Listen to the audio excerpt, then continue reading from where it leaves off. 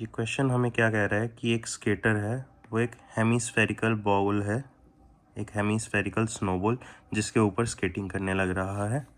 उसने शुरुआत करी टॉप मोस्ट पॉइंट से और वो एक सर्टेन अमाउंट ऑफ टाइम पे किसी एक पॉइंट ऐसे पे पहुंचता है जहाँ पे जाके उसका इस स्नोबॉल से जो कांटेक्ट है वो लूज़ हो जाएगा।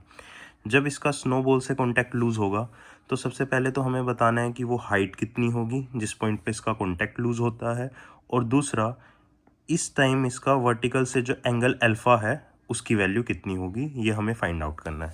क्वेश्चन यहाँ पे कहता है कि जो इनिशियल वेलोसिटी है, दैट मीन्स पार्टिकल जब यहाँ पे था टॉप मोस्ट पॉइंट पे, यहाँ से जब वो मूव करता है तो उसकी इनिशियल वेलोसिटी कैसी है, वेरी स्मॉल। इसके लिए सबसे पहले मैंने यहाँ पे ग्राफ बनाया। मैंने एक कंप्लीट सर्कल ड्रॉ करा है जिसकी रेडियस आर है, ये भी रेडियस आर है, ये भी रेडियस आर है। अब क्योंकि जो पर्सन है उसका वेट mg होगा और mg वर्टिकली डाउनवर्ड लगेगा तो mg मैंने लिखा वर्टिकली डाउनवर्ड। नॉर्मल जो है सरफेस के परपेंडिकुलर लगेगा। अगर ये एंगल अल्फ़ा था तो बाय सिमेट्री ये एंगल भी अल्फ़ा होगा। अब यहाँ से mg के दो कंपोनेंट बनेंगे, एक towards centre mg cos alpha और एक tangential to the surface mg sine alpha. क्योंकि पार्टिकल सर्कुलर मोशन परफॉर्म करने लग रहा है तो दैट मीन्स जो नेट फोर्स है वो किसके इक्वल होगा, सेंट्रीपिटल फोर्स के। तो यहाँ पे नेट फोर्स है mg cos alpha minus normal, तो मैंने लिखा mg cos alpha minus normal is equal to mv square by are.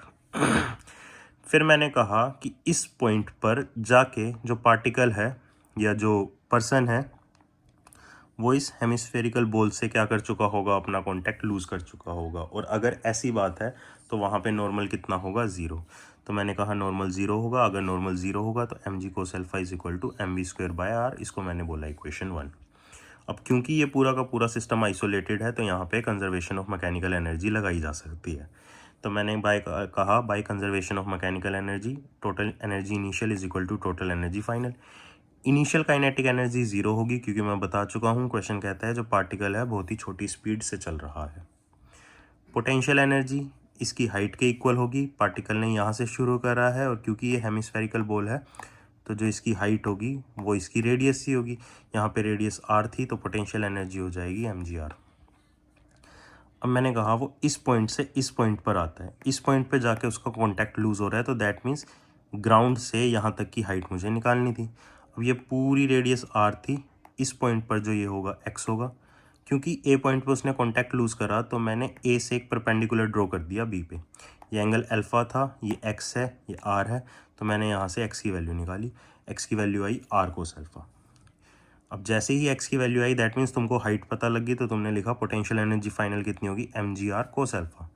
Kinetic energy final इस पॉइंट पे जो तुम्हारा पार्टिकल है उसकी वेलोसिटी v थी तो काइनेटिक एनर्जी कितनी होगी, हाफ mv स्क्वायर।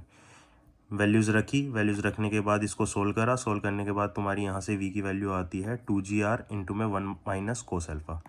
इस वैल्यू को हमने इक्वेशन 1 में पुट करा। जैसे ही मैंने इसको इक्वेशन 1 में पुट करा, इसको फर्दर आगे सोल्व करा, जहाँ से कोस अल्फा कितना आया 2/3, अल्फा कितना आया cos inverse 2/3, that means alpha कितना आ गया 48.2 डिग्री।